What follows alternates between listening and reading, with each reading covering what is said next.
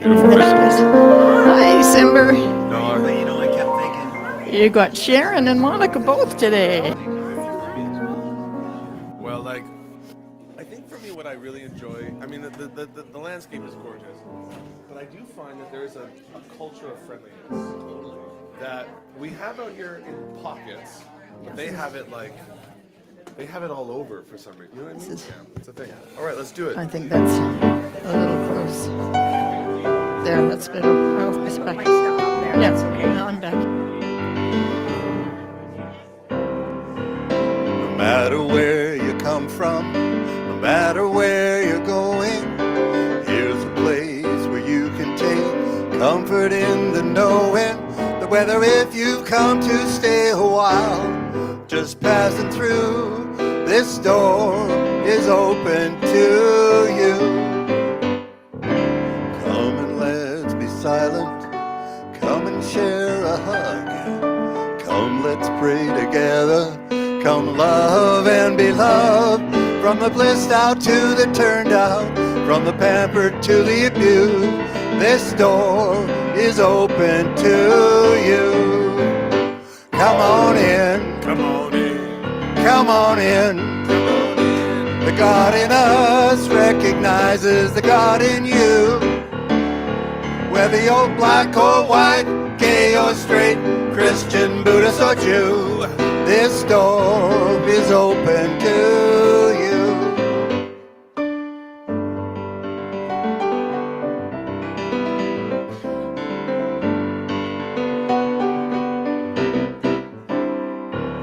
If there's some kind of trouble or pain you're going through, know that you are not alone and someone cares for you. As an individualization of divine point of view, this door is open to you.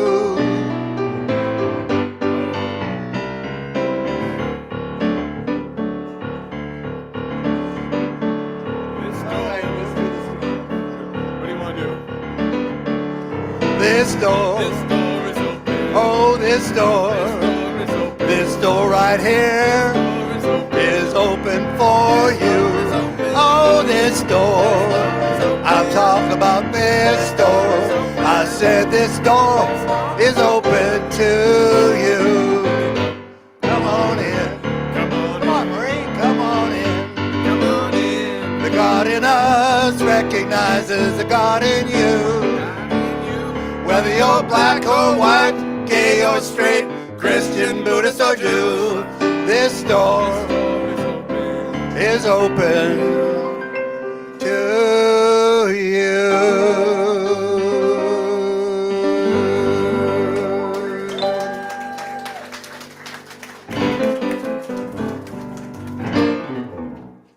We got. And good morning, everyone. Good morning. Beautiful Ohio to see you all gozaimasu. here and nice to see you online. This is Unity Vancouver Island. I welcome you all. And I'd also like to take this moment to acknowledge that we are on the unceded territory of the Snuneymuxw people. They have cherished and valued our land for many, many years and continue to do that. We honor that relationship and give thanks. Cześć, Kasjan, Stasia.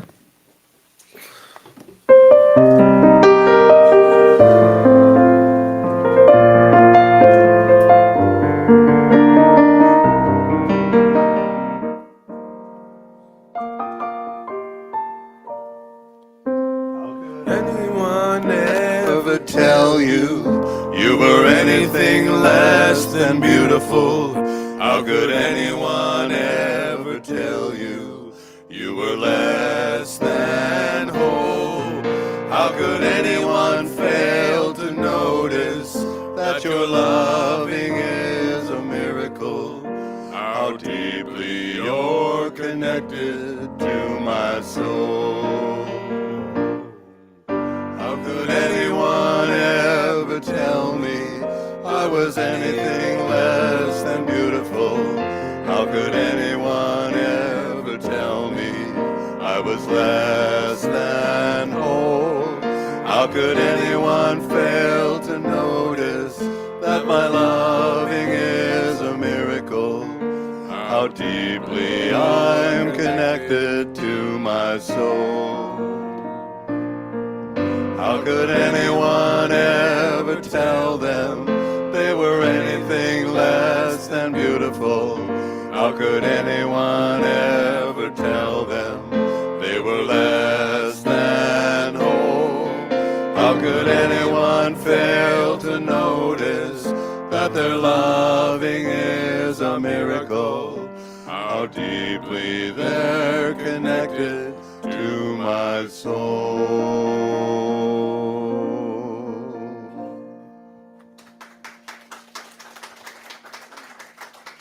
Oh, we're just banging them up. Oh yeah. Oh, yeah.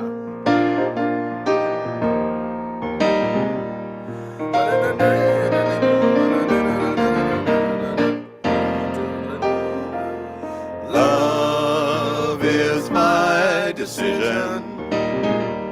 It's up to me to give up my heart. Love is my decision. And no one else can tell me to start. And once I decide to change my mind, God will show me how. Love is my decision right here and now. Love is my decision. It's up to me to stand on that bridge. Love is my decision. No one else can make me forgive. And once I decide to change my mind, God will show me how. Love is my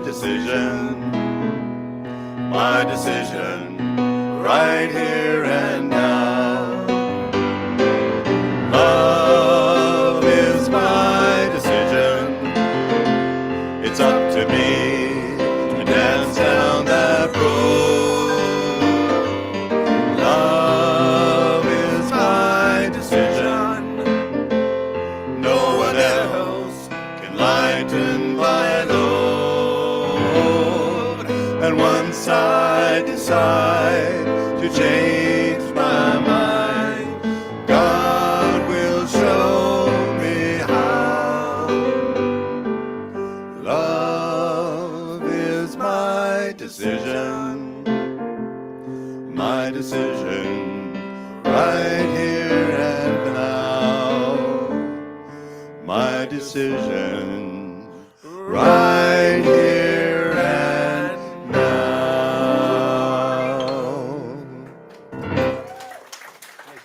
I got you, man. I got you. Thank you. Our pleasure. Yeah. Anytime. Just wanted to draw some attention to this little plant here. Oh, Like, let us not undervalue our potential. Because look at this little plant. Can you see that, Sharon, on the camera, or is that? I can, yeah. Okay. It's got two beautiful flowers on it. And, yeah, so we all have potential. that plant certainly does. Let us not forget. Please join me in prayer. This prayer I carry with me wherever I go. I would love to share it with you. Deep at the center of my being, there is an infinite well of gratitude. I now allow this gratitude to fill my heart, my body, my mind, my consciousness, my very being. This gratitude radiates out from me in all directions, touching everything in my world, and returns to me as more to be grateful for. The more gratitude I feel, the more I am aware that the supply is endless. The use of gratitude makes me feel good. It is an expression of my inner joy. It is a warm fuzzy in my life. I am grateful for myself and my body. I am grateful for my ability to see and hear, feel, taste, and touch. I am grateful for my home, and I take loving care of it. I am grateful for my family and friends, and I rejoice in their company. I am grateful for my work, and I give it my best at all times. I am grateful for my talents and abilities, and I continually express them in ways that are fulfilling. I am grateful for my income, and I know that I prosper wherever I turn. I am grateful for all my past experiences, for I know that they are part of my soul's growth. I am grateful for all of nature, and I am respectful for every living thing. I am grateful for today, and I am grateful for the tomorrows to come. I am grateful for life, now and forevermore. Amen. Amen.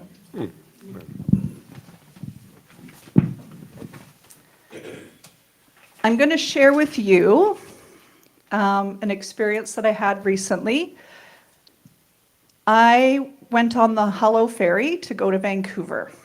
And for those of you that have not experienced that yet, it is amazing. It has totally bridged our little island to the big city.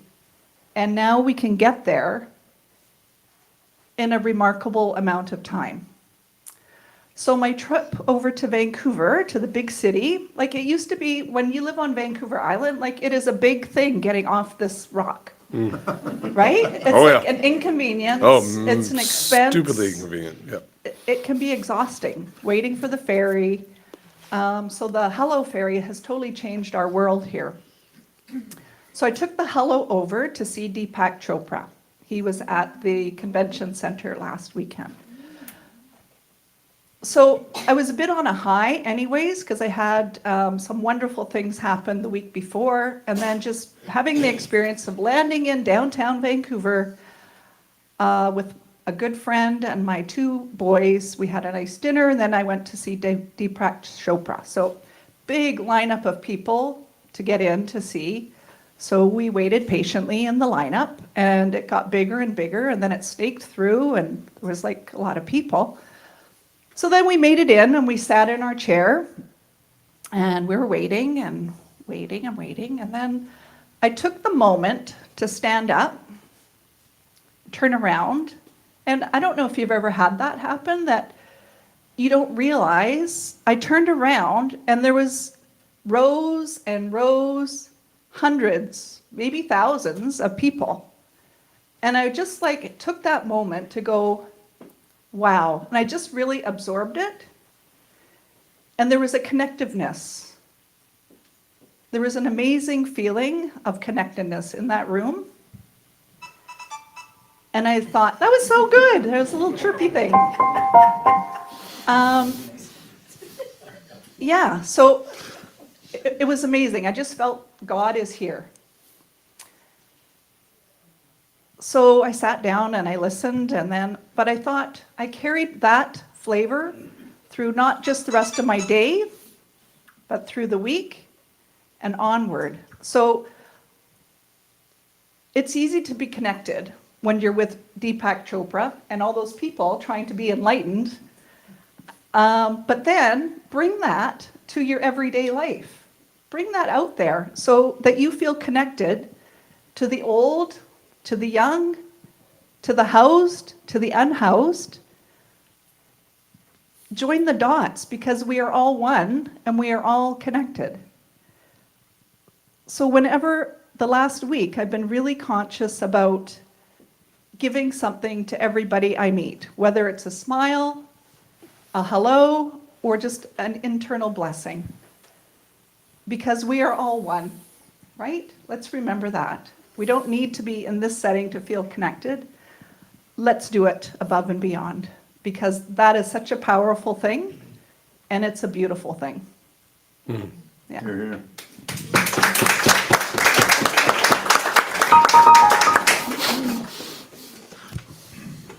hear.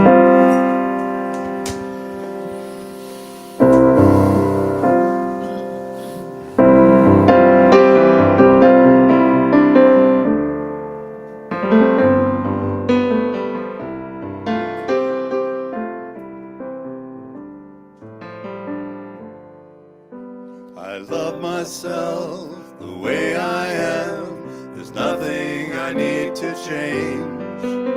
I'll always be the perfect me. There's nothing to rearrange.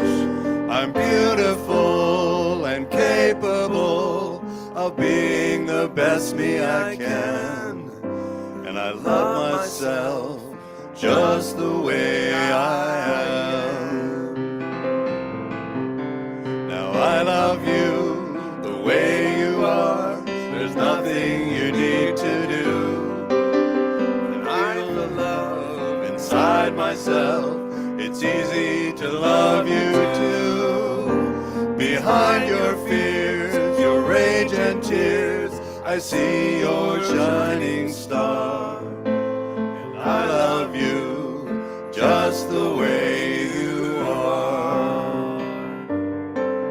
I love the world the way it is, 'cause I can clearly see that all the things I judge are done by people just like me. So till the birth of peace on earth that only love can bring, I'll help it grow by loving everything. I love myself the way I am, and still I want to grow. But change outside can only come when deep inside I know I'm beautiful and capable of being the best me I can. And I love myself just the way I am. Yes, I love myself just the way I am.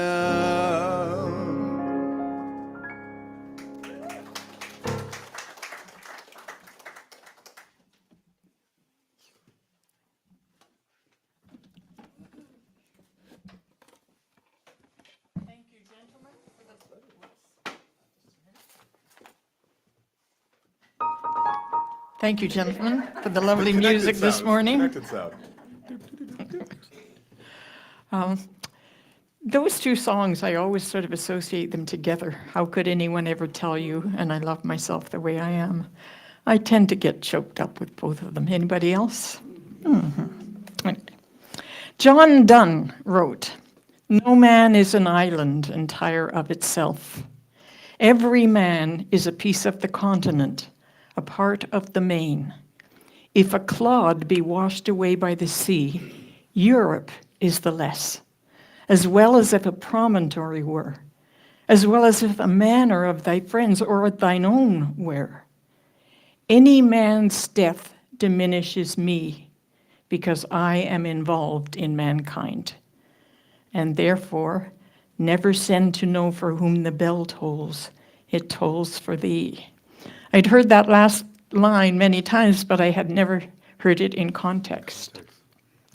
No man is an island, that's so true. And I know I've told you many times that I believe the one underlying cause of all our problems is a belief in separation, a belief that we're not all one. The idea that I don't have to answer to anybody else. I don't have to do what I'm told. I must and I can do it all by myself. And I can do and I can have everything I want. This whole idea of setting ourselves apart from the others. They have a new word for it now. They call it otherizing. Otherizing. I think it's a good. Because, of course, otherizing is to exclude. And I often think about the way we think about the word exclusive, as though it were a positive thing. You know, the exclusive clothing label, the exclusive golf club. You know, that is discrimination, and it's probably racism. And it deprives ourselves as much as it deprives the otherized. Right? John Kabat-Zinn, I don't know if you're familiar with that name, he was a psychologist, and he was part of Bill Moyer's Body-Mind Connection series. he wrote a book called Wherever You Go, There You Are, and ain't that the truth, you know? If you can never get away from yourself, so it's a darn good idea to be the kind of person you like to be with, right? So he said, if I become a center of love and kindness in this moment, then in a perhaps small but hardly insignificant way, the world now has a nucleus of love and kindness it lacked the moment before. And that nucleus, that one nucleus, whether you form that nucleus or I do, it just might be the one that it takes to shift the consciousness of the entire world from selfishness to kindness. The critical mass, the tipping point. So the bottom line is we do create our own world experiences in our own world, and we do that individually, but we also do it collectively. We're all doing this, all creating this together. So to become a center of love and kindness, we need to lift our consciousness higher. In the Bible, this is called going up on the mountain. And Jesus often went up on the mountain.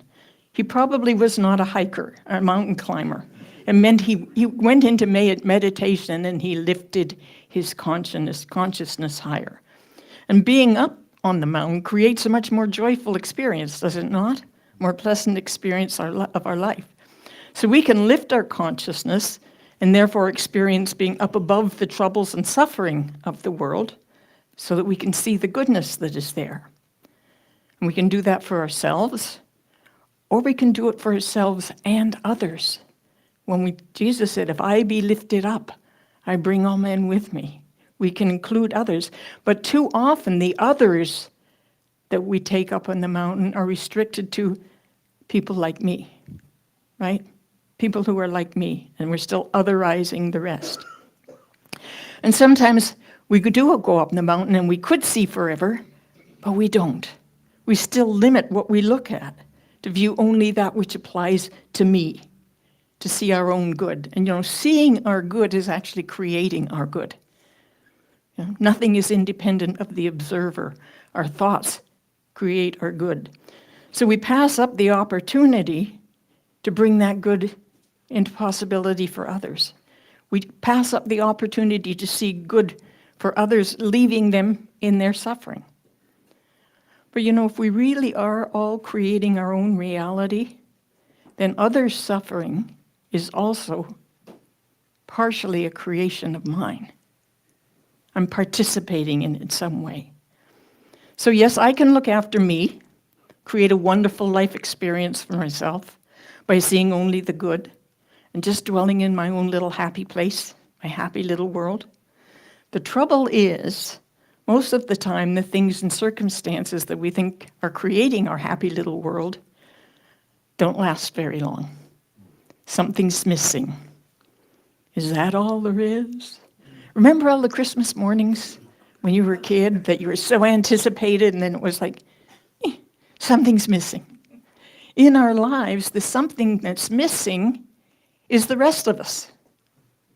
It's the rest of us. We are one, and when we cut ourselves off from the rest of us, so we can lift ourselves up to have a life full of all the things we think we want.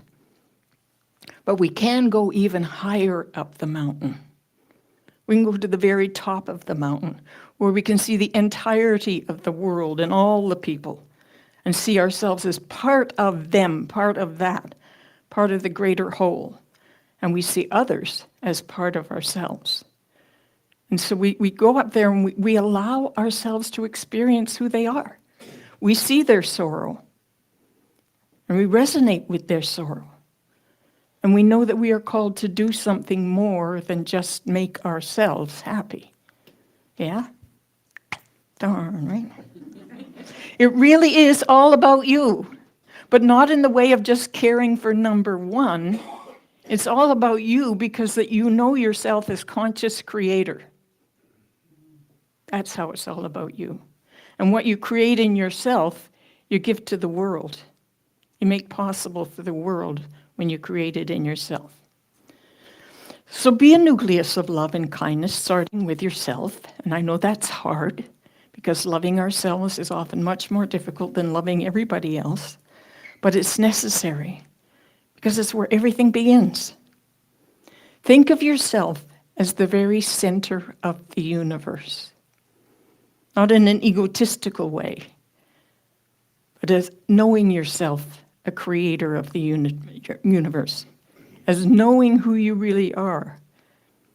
You can give yourself everything you want in a responsible way, being a conscious creator, taking responsibility to look after yourself, not so that you can do what you want to do, but so that you can do what is needed.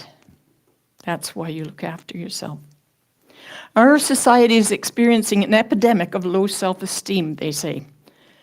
An incident back in 1990 where a Western psychologist was interviewing the Dalai Lama, and he used the phrase low self-esteem, and the Dalai Lama did a double take. It had to be translated for him 3 times before he could understand what it was. And he was so saddened to learn that throughout North America, thousands of people carry deep feelings of self-loathing and inadequacy, right? Now, Tibetans have lots of severe problems in Tibet, as you probably know, but low self-esteem is not one of them. But then, talking 30 years ago, who knows what's happened as the Tibetans may have been more and more exposed to the developed world. And we come to realize that we are ironically overdeveloped outwardly and underdeveloped inwardly, right? Perhaps it is we, for all our wealth, that are actually living in poverty, a poverty of spirit. First world problems, right? And the way to solve them is to take on a bigger problem. That's what will put things in perspective for you. I remember being at a seminar one time, and a very wealthy woman who had everything we all thought we needed stood up and started to complain that she was depressed. She was just so depressed, and the facilitator cut her off pretty quickly. He said, "Depressed? Put your finger up here, I'll cut it off." She would forget all about her depression, would she not? So the way to solve a problem is to take on a bigger one. I sponsor a child in the Philippines. I've done it for quite a few years now. I'm on my 3rd child.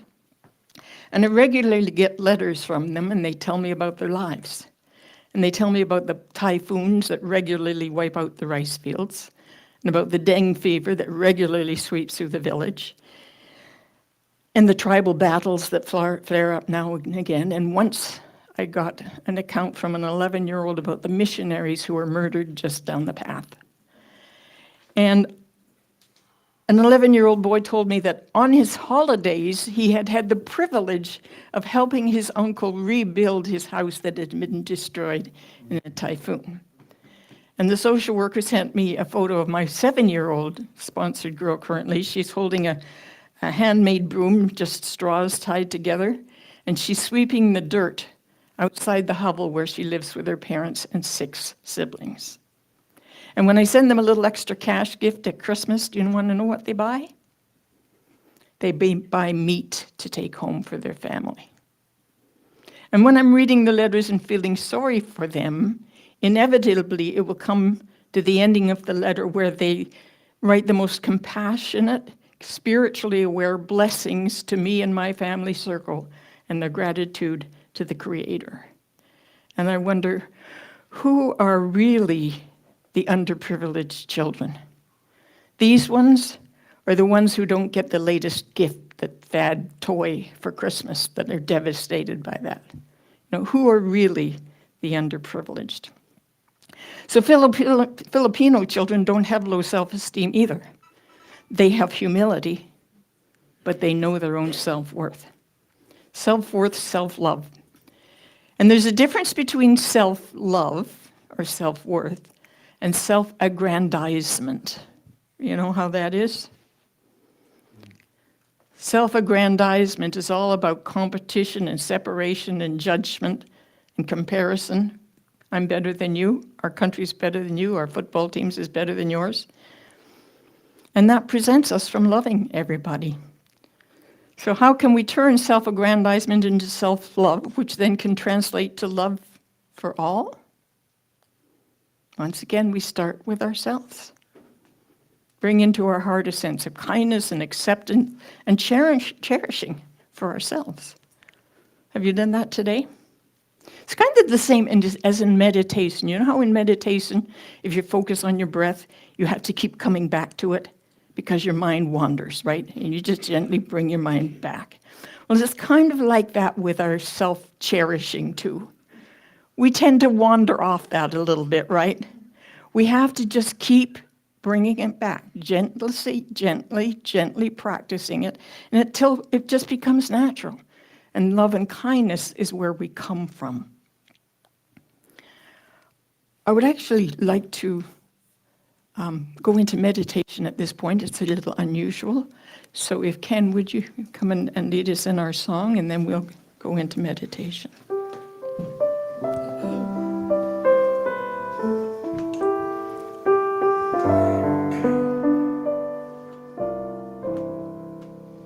May I be filled with loving kindness. May I be well. May I be peaceful and at ease. And may I be happy. May you be filled with loving kindness. May you be well. May you be peaceful and at ease. And may you be happy. May we be filled with loving kindness. May we be well. May we be peaceful and at ease. And may we be happy. I am filled with loving kindness. I am well. I am peaceful and at ease. And I am happy.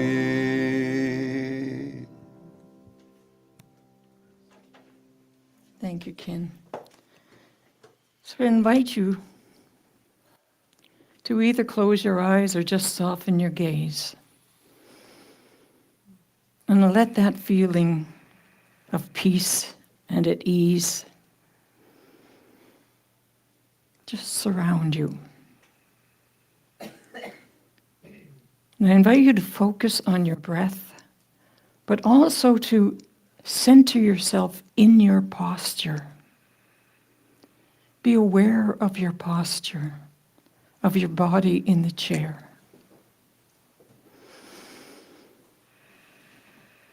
And turning to your breath, breathe deeply and invite feelings or images to simply and gently emerge from your belly, from your heart. Images of kindness and love. And allow those to fill your whole being. Allow yourself to be cradled by your own awareness. You are as deserving of loving kindness as any child ever was.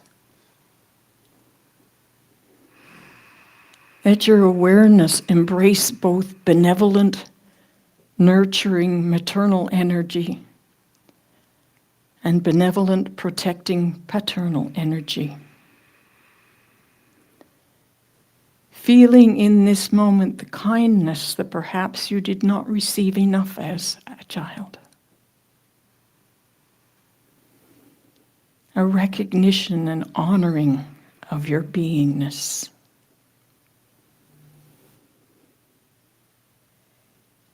Bask in this energy of loving kindness, breathing it in as if it were a lifeline. Finally passing along a nourishment you were starving for. And then in calmness and trust, breathing it out, letting it go. There is more available in the next breath.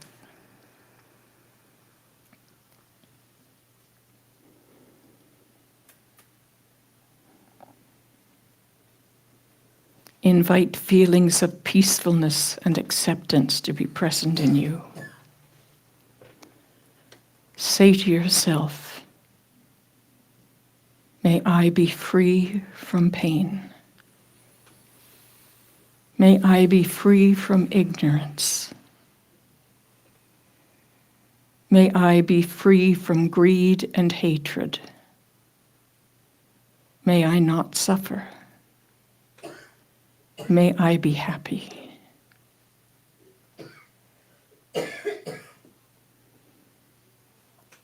Wish yourself well. Consciously form the intention to be free now, in this moment, from the problems you may make for yourself or compound for yourself through fear or forgetfulness.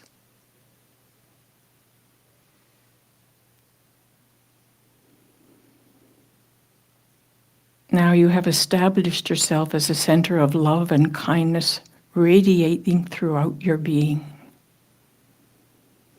You can dwell here at any time, drinking at this fount, bathing in it, renewing yourself, nourishing yourself, enlivening yourself.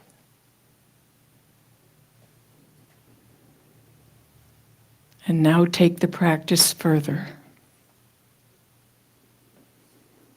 Having established a radiant center in your own being, you can let loving kindness radiate outwardly and direct it wherever you like.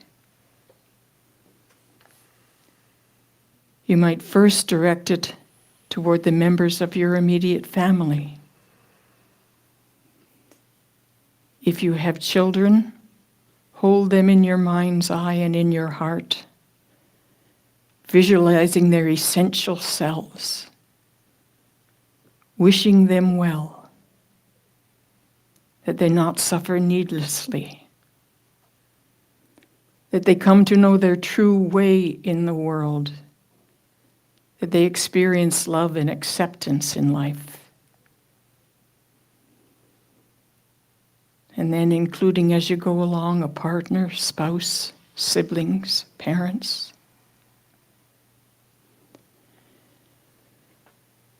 You can direct loving kindness towards your parents whether they are alive or dead, wishing them well, intending that they may not feel isolated or in pain, honoring them. If you feel capable of it and it feels healthy to you and liberating, finding a place in your heart to forgive them for their limitations, for their fears, and for any wrong actions and suffering they may have caused. Remember, we are all doing the best with what we know. Begin now to direct loving kindness towards other people, people you know and people you don't. Purposefully directing loving kindness toward people you have a hard time with, and towards those you dislike or repulsed by, and toward those who threaten you or have hurt you. None of that matters in this moment.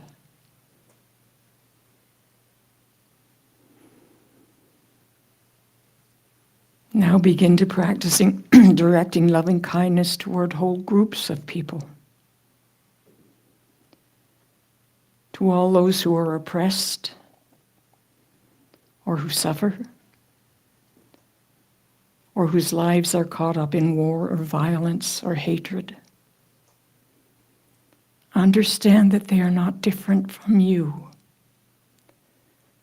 that they too have loved ones, hopes, aspirations, and needs.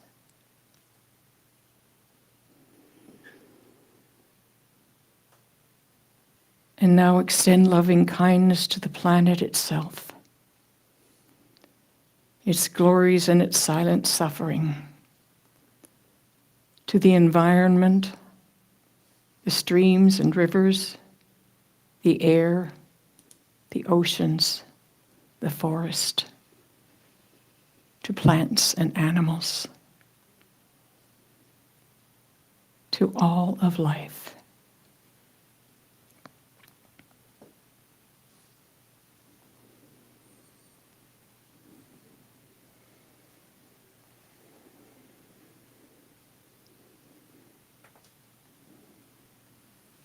I invite you right once again to pay attention to your breath and to your posture, to your physical body.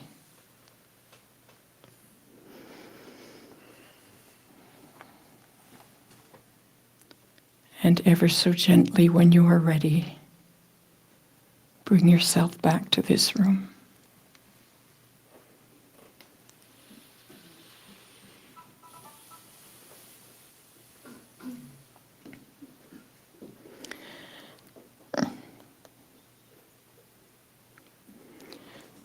So there really is no natural limit to the practice of loving kindness, either in meditation or in our actions in life. It's ongoing, ever-expanding realizations of our interconnectedness. As Brenda pointed out, more and more we can be conscious of that moment by moment. Because if you can love one tree or one flower or one dog or one place or one person, you can love it all. What we're doing is uncovering what is always there. Love and kindness are all around us. All around us. In fact, they're everywhere. Sometimes we can't see them. And we can't see them because that's not what we're focusing on. They lie buried beneath our own fears and our hurts and our selfishness from time to time. But it's always there when we turn to it and look for it. We can't access it if it lies buried below fear and unbelieving and judgment. So it's constantly returning that attention to the loving kindness within us. In this practice, we're stretching against the edges, the same as when we do physical exercise. We're stretching against the muscles and the ligaments that are tight, right? Expanding ourselves. It's the same when we do loving kindness meditation. We expand it, we stretch against our own self-centeredness, which is natural, and eventually it becomes where we are. Where we are. And if in this practice we find ourselves called to do something in the world, to act differently in the world, and let's ensure that those actions, those changes come from loving kindness. Because our loving kindness, yours and mine and all the world, our loving kindness is the bridge over troubled waters that this world so badly needs.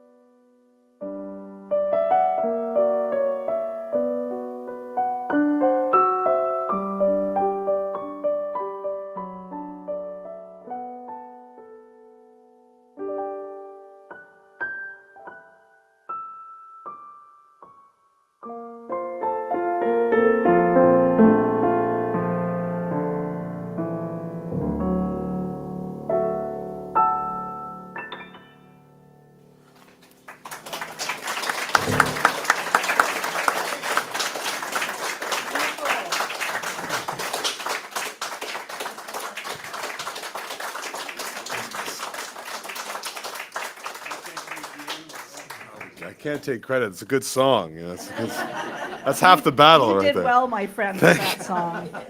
Thank you. That I was like that song. beautiful. Thank you, Patricia. Well Pleasure. tied together with loving kindness. Let's share some community news. Everybody pay attention. We got the next episode was on our newsletter. It's the episode number 6 of Phoenix Rising. Please like and share, subscribe. Unity Vancouver Island Comox on Tuesday, November 21st at 11:30 is their prayer circle. Next in-person service is November 19th. Reverend Patricia will be there.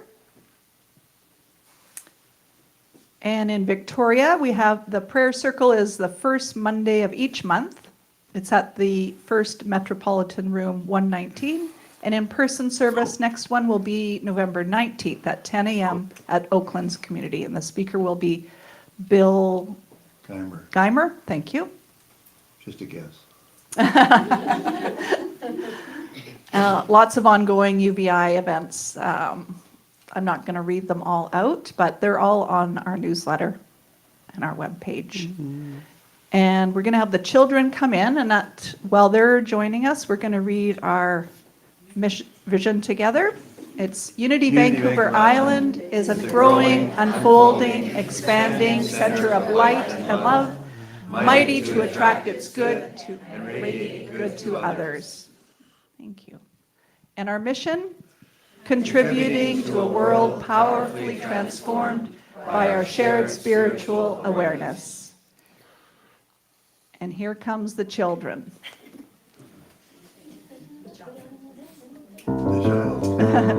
No, there's more than one.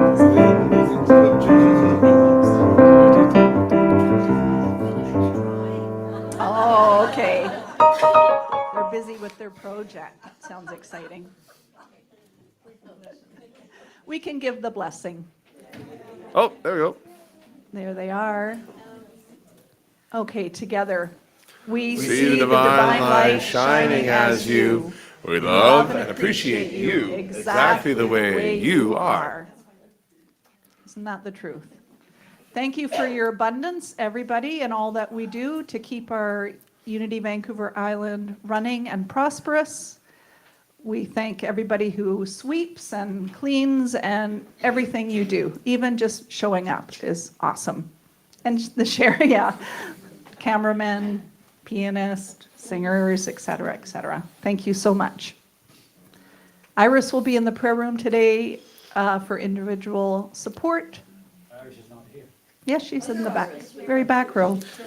She's here and she's not here. She's everywhere. And let's do our prayer for protection. The light that is God surrounds us. We are one with the light. The love that is God enfolds us. We are one with the love. The power that is God protects us. We are one with the power. The presence that is God watches over us. We are one with the presence. Wherever we are, God is, and so it is. Amen. Thank you.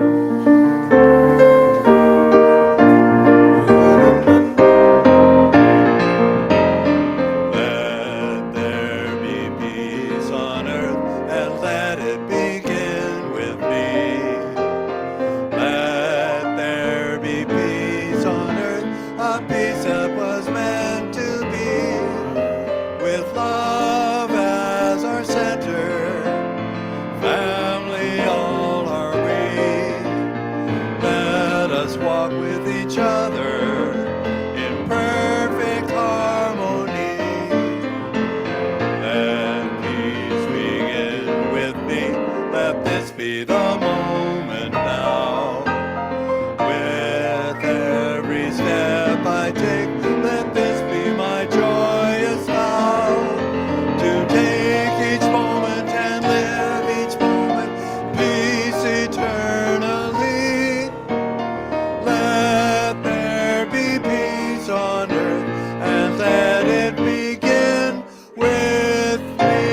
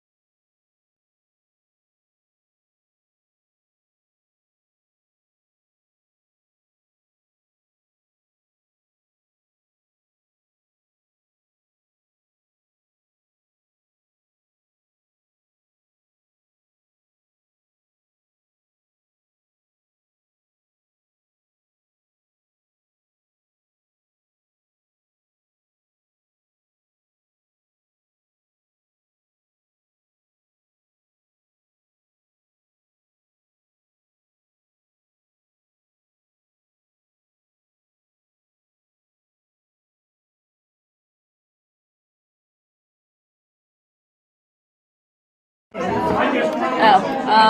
audio input. No, mic 1, I think.